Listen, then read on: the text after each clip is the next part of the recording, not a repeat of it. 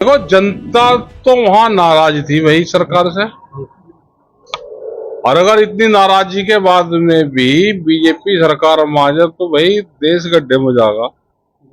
यूं बिकेगा पूरा का पूरा। किसान अपनी जमीन नहीं बचा पा रहा, नौकरी नहीं है, रोजगार नहीं है, तो ये मकड़जाल हमारी तो समझ से बाहर है। जो राजनीति का जो मकड़जाल है, ये जनता नाराज और सरकार उन्हीं की बने। जिस तरह से एग्जिट पोल में कांग्रेस आगे दिखाई जा रही थी और उसके बाद फिर से जो सरकार है बीजेपी बना रही है। हाँ, उन्हीं की ज्यादा आगे चल रही है, बीजेपी की आगे चल रही है,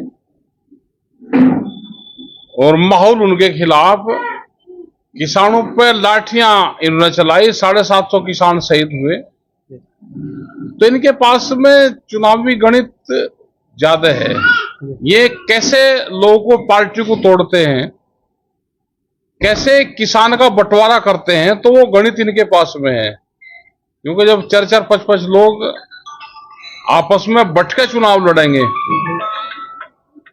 तो इसी तरह के हालात पैदा होते हैं।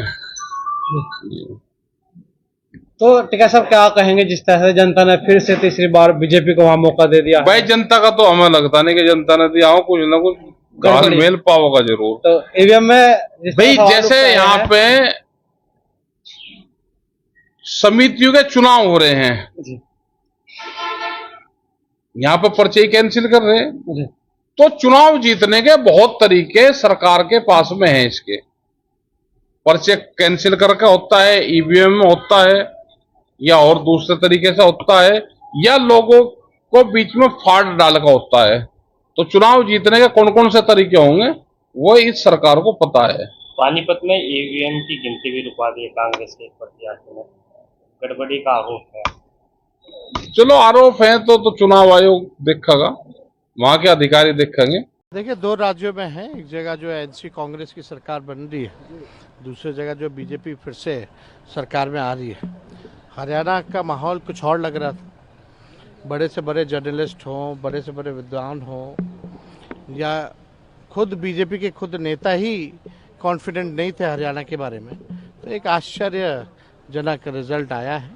लेकिन लोकतंत्र है, लोकतंत्र में जनता मालिक है, जनता जिनको चुनती है इसका हम लोग स्वागत करते हैं। जम्मू कश्मीर में भी परिणाम आया तो आप देखिए तो एक तरफा है, और उसमें पहले से हम लोग जान रहे थे कि भाई कश्मीर में जो चुनाव है वहाँ बीजेपी की हार होगी।